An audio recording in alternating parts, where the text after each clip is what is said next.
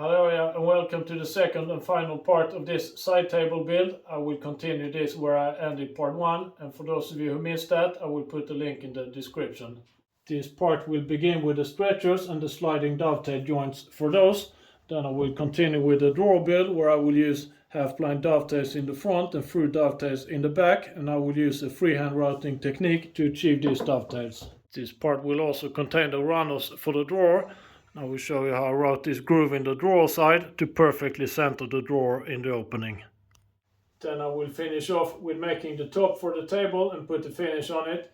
This part will also contain some smaller details like the drawer pull and the drawer stop that prevents the drawer from falling out from the front, as well as these table buttons that I use for attaching the top to the base.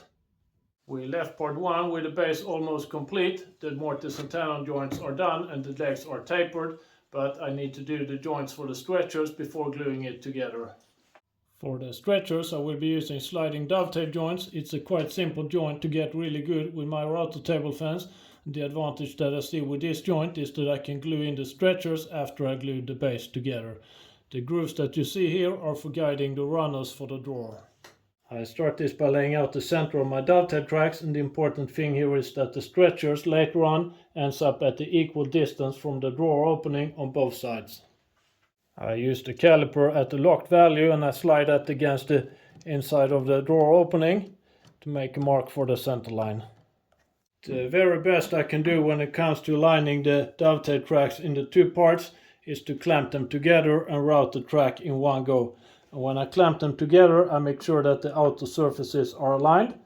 Between the parts I place 2 strips of MDF that is slightly lower than my workpiece material. This will be used as tear-out support and also for plunging down my router bit. I then bring out my dado jig that looks like this. This surface here registers against the workpiece, and these tracks here are used for clamping the jig to the workpiece. Then I have movable stops both front and back. And this jig uses the guide bushing on the router that is guided in this track here. I put the jig on top of my workpieces, and then I have a center point in the jig for the center of the track, and I line that with the center of my layout line, and here I clamp the jig in place. I mount the guide bushing on my router and install a straight bit. I will use this to remove most of the waste before cutting the dovetail shapes. I then set the stops both front and back.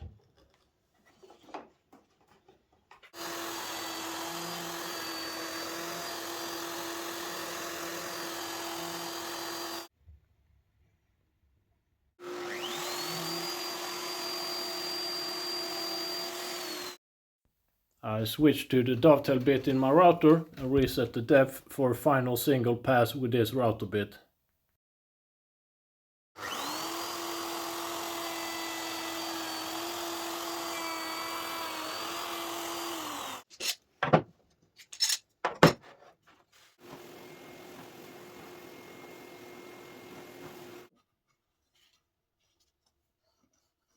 It would be nice to have square corners here instead of rounded ones, as that would make it easier to make the stretcher part, but I'm really afraid to hammer in with the chisel this close to the opening, so I solve this later when I make the stretchers. To complete the aprons, I make the slots for the table buttons and I use the domino for this.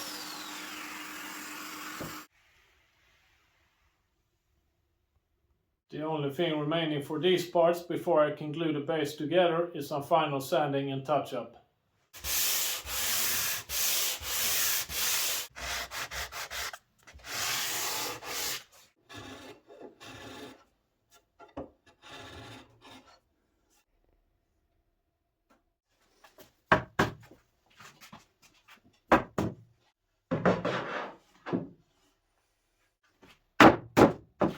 Before I glue the base together, I make a complete dry fit of it, and that's due to 2 reasons. Reason number 1 is I want to make sure that all my joints goes together properly and that I can clamp this up square and nice in all directions.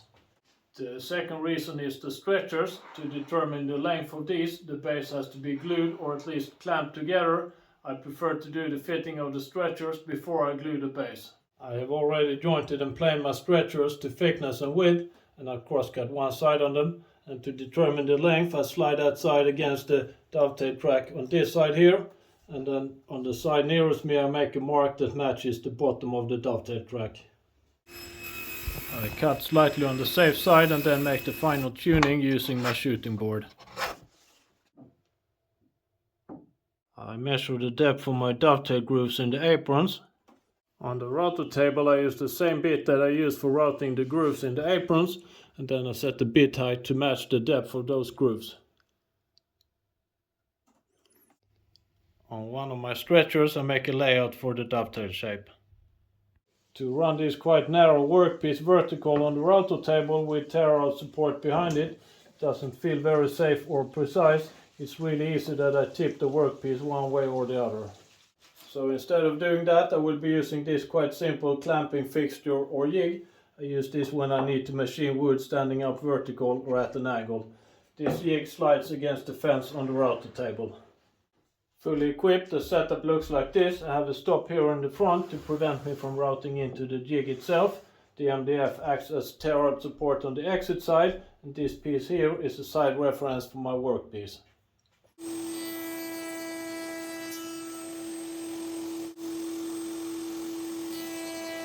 As usual, I start slightly on the safe side, and then I use my micro adjust on the router table to achieve a perfect fit.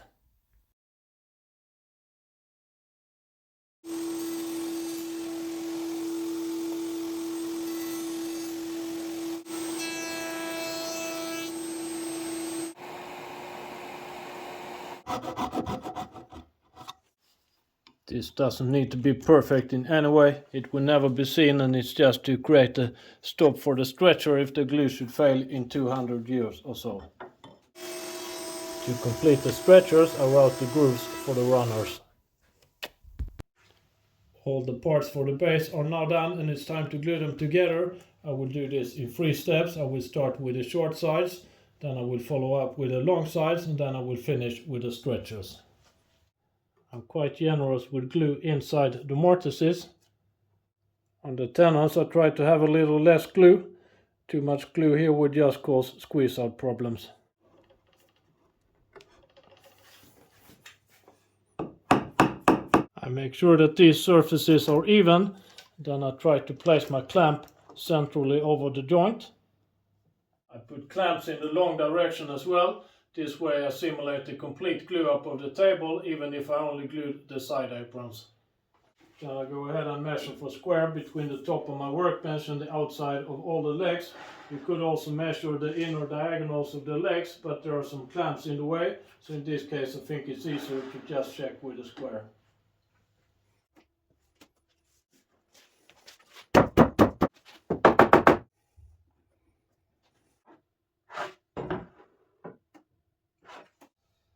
Here I measure the inner diagonals to make sure that the table is square, and if the inner diagonals doesn't match, I adjust the clamps until they do.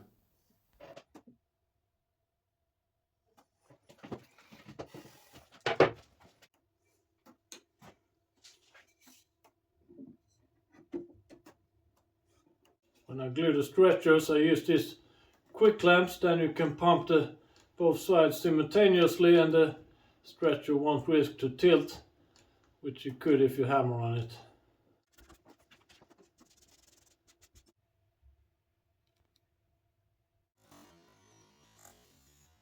The drawer will have half-blind dovetails in the front, through dovetails in the back, and the bottom will be mounted from the underside, and that is to maximize the inside drawer depth in a given drawer height. I will be using wooden runners to guide these drawers, and these grooves are for those runners. While the glue dried, I prepared the parts for the drawer, so these are all jointed and planed to thickness and width and cut to the correct lengths. So here is the front that I cut from the front apron before, then I have the back and the 2 sides. The front and back are both around 20 millimeters.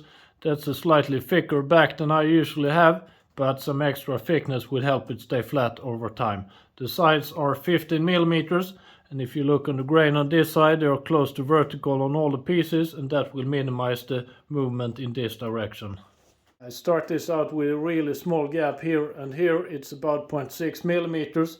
That is the total gap, so the gap per side is around 0.3 millimeters. that is too tight for the final product, but there will be some hand planing and sanding and trimming involved in building the drawer, so I'd rather start on the tight side and then I trim the gaps at the late stage.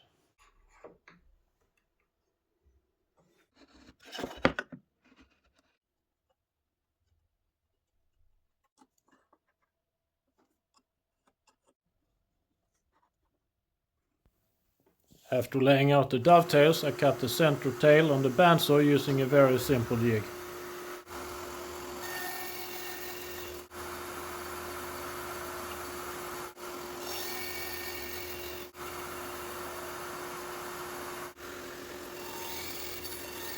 On the bandsaw I also remove most of the waste from the center tail and most of the waste from the outer tails. Then I route the outer tails on the router table using the same setup as for the sliding dovetails I used before. Here I also route a very shallow rabbet on the inside faces.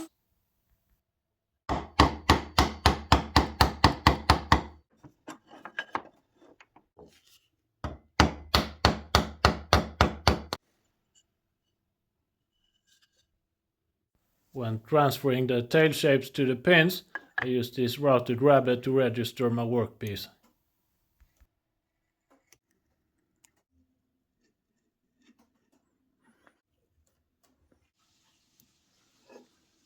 I will freehand route away most of the waste on this jig here that I call the end grain jig, and is used for routing the end grain side of wood standing up vertical or at an angle.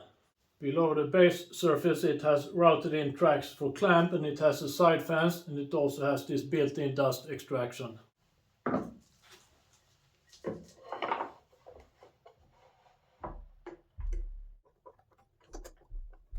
On top of the base surface I have some stops. Those will not be used today. I will only use this jig to route away the waste on these dovetails.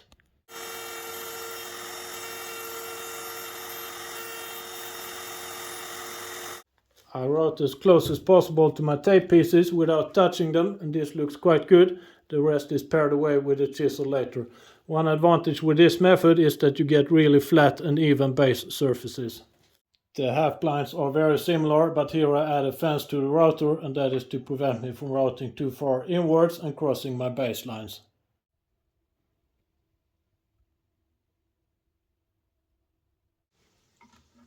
After the routing I use a chisel and pare my pins down to the tape pieces. If you're good at freehand routing, there is not much at all left to pare away.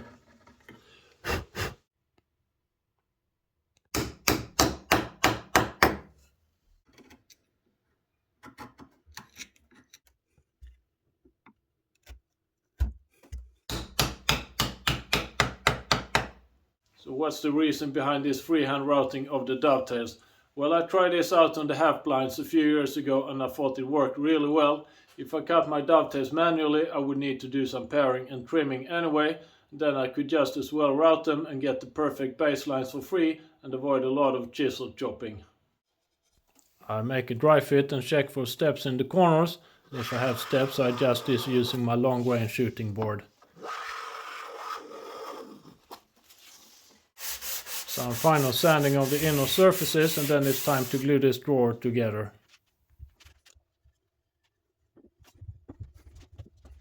Here my sides are slightly proud of the front and back. That means that I can clamp directly over the joint without colliding with the pins.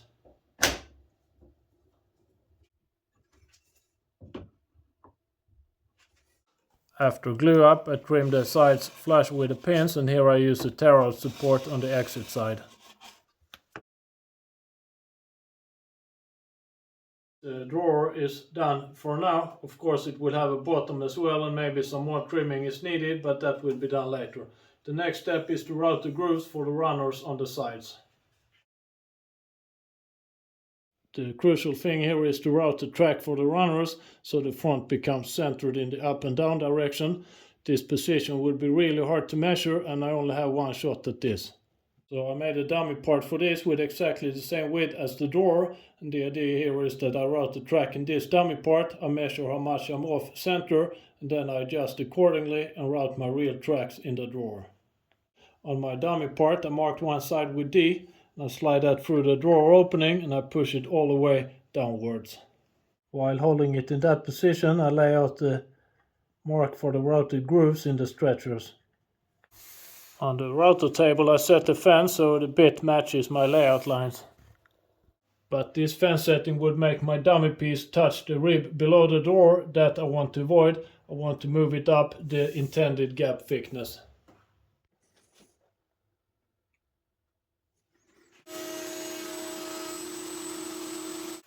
With the groove routed in the test piece, I go ahead and make my runners and fine tune these to fit in the groove. I cut my runners to length minus a little bit. I want to be able to adjust the runners lengthwise later on to set the drawer stop position. Then I insert this in the groove in the stretcher. Now I take my dummy piece and slide that onto the runner. This is the centering that was achieved with eyeballing the layout lines and the router fans, and this is not very good, so it's good that we made the dummy part. As you can see, the gap is much smaller here than here. I go ahead and measure these gaps and then I adjust the router fans accordingly to center the drawer.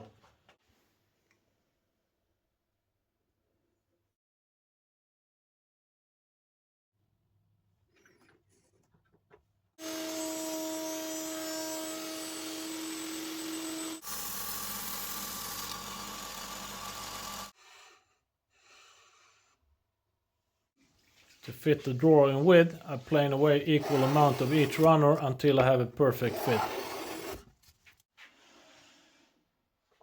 I think I'm quite satisfied there. There is minimum free play up and down and left to right. The gap is quite uniform all around the drawer. It's about 0.6 millimeters and the grain matching is kept intact. To complete the runners, I go ahead and drill slightly oversized holes in them. Then I will be able to adjust them front to back in the final assembly.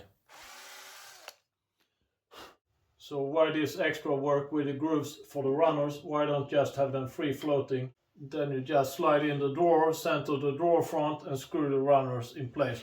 Well, I used that solution before. If you load a drawer with heavy things, there's a lot of weight hanging on the runners, and if you have slightly oversized holes, there is a risk that the runners start hanging over time. And since this is a customer project, I wanted this extra security with the grooves for the runners. I finished the drawer frame by routing the groove for the bottom. Here I route in the wrong direction, a so-called climb cut, but I take very small steps to avoid any problems. To keep the drawer bottom really thin but still stiff, I will use a thin core of MDF with high pressure laminate on both sides. Then I will cover the inside with some green suede imitation to give a nice touch and feel to it.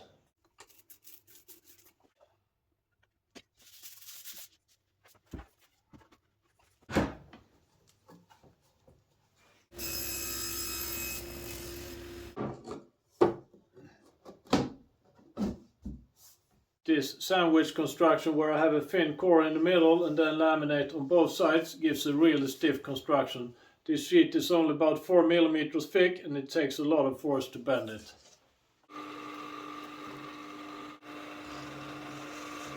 To give the drawer a slightly more exclusive touch and feel than white laminate, I cover the bottom with this green suede imitation. I had problems to decide between the blue and the green, but I go for the green. This will be possible to change later. I attach this with double-sided adhesive on the inside of the drawer bottom. Then I flip it over and trim the overflow with a knife.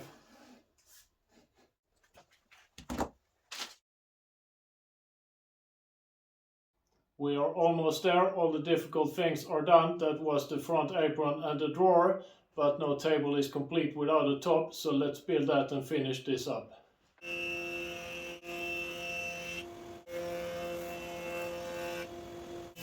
begin this by jointing and planing my boards, and after that I rip them to width. And after the ripping I make a final pass on the jointer to remove the saw marks. Then the traditional puzzle to lay out the boards, and here I also weigh in the factor which board that best matches the front apron. When I'm satisfied with my layout, I make this triangle. This will help me keep track of the parts in the glue up.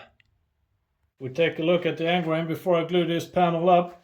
It's close to vertical growth rings on all the parts, except maybe this one where it's closer to 45 degrees.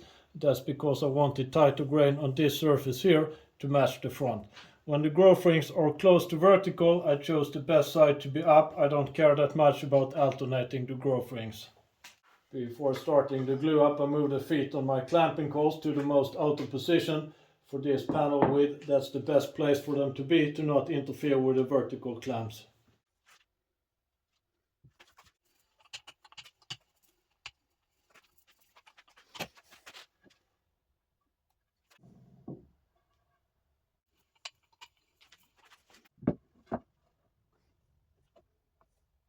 I start with the vertical clamps to keep the boards level before clamping them together. Here I'm alternating my clamps, one on the upside, one on the downside, and so on. And I also try to center the clamps height-wise, so the center of the screw is aligned with the center of my boards. On the ends I place the clamps in the horizontal direction. That makes it easy to see that you're aligned with the center of the boards. Then I check with a straight edge, so I haven't introduced any bow in the panel. If I have, I adjust my clamps to remove this bow. Just as when I glue the front apron, I remove the squeeze out before it fully hardens. Some of these boards has quite tricky grain direction, switching halfway, and I don't dare to use a hand plane to clean up this glue up. Instead I use a card scraper. This turned out quite well, I think. The boards harmonize well with each other and there are no obvious visible glue lines.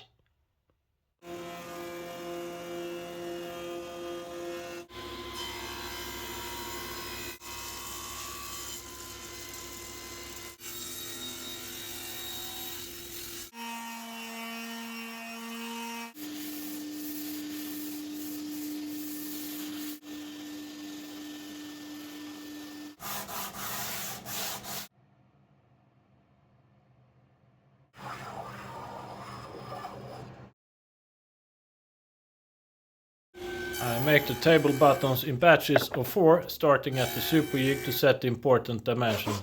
Then, with a few different steps, I created 4 of these buttons.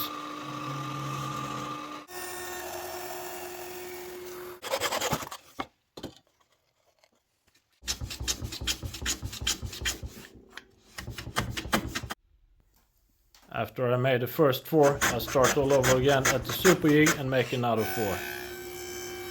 There are several ways to attach a solid tabletop to a base. The wooden buttons that I will use is one of the more traditional ones. As I understand it, common for all these methods is that they allow the top to expand and contract across the grain. As the top expands and contracts across the grain, these buttons will be able to follow on the short sides as they can slide left to right in the slots. They will also be able to follow on the long sides as they can slide in and out of the slots. The buttons are designed so they sit just below the top surface of my base, and the plan here is that when I fasten the screws from below, I will pull down the top towards this base surface. The drawer pull is made out of ebony and I make it on the metal lathe using a few different operations.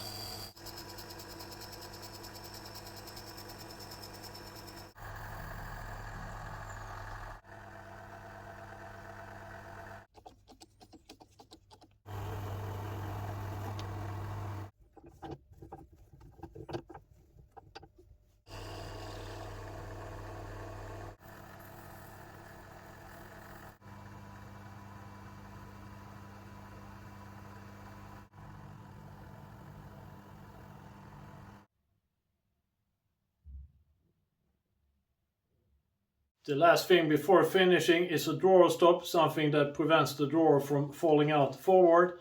I will be using this swiveling thing on the back side of the drawer. I used this in other projects and it works very well. I changed my mind quite late on this, and this will require a small change to the back apron.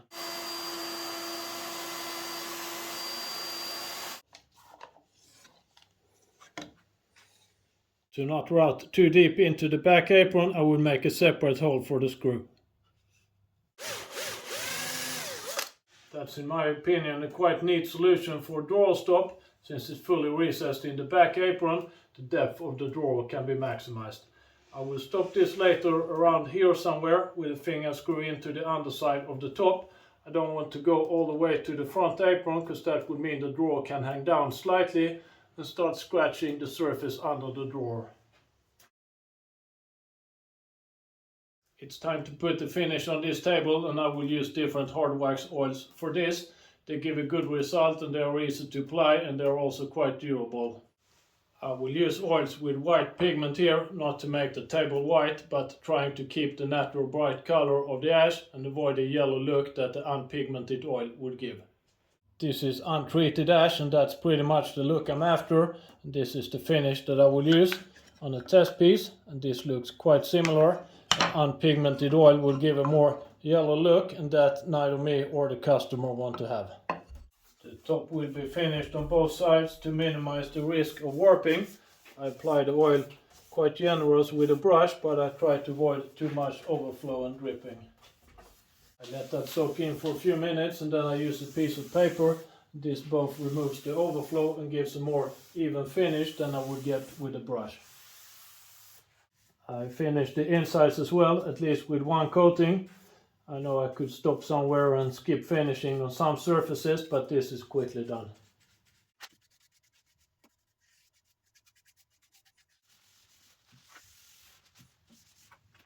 Before applying the second layer, I sand my surfaces with this really fine sanding sponge. It's about 400 grit, and this is to remove the raised grain from the first layer. Then I apply the second layer, pretty identical to how I did with the first layer. The base gets 2 layers of finish while I apply a third layer on the top, and the outer layer on both the base and the top is this slightly different hard wax oil. It's less white tinted than what I used for the first layers, and it's also more protective and a bit more matte in the finish.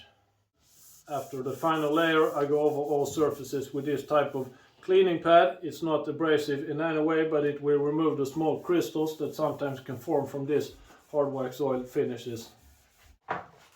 Before assembling this table, I put a layer of furniture wax on the runners and on the routed grooves in the drawer, and this is to lower the friction in the sliding interface.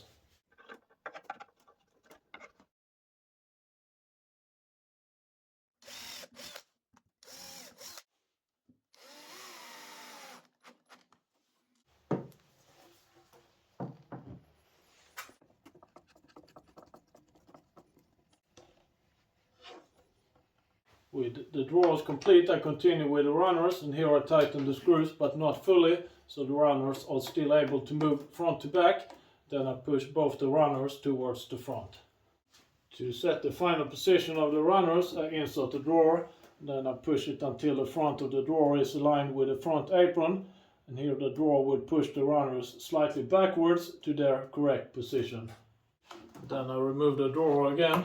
And in this position of the runners, I go ahead and tighten all the screws fully.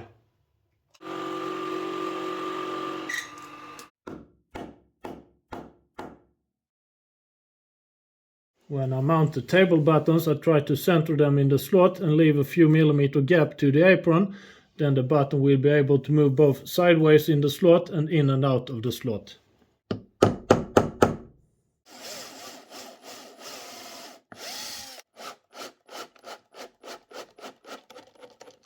To set the drawer stop on the underside of the top, I pull out the drawer to a position where it still is guided quite well and doesn't wobble too much or hang down too much. Then I measure the distance to the front of the apron.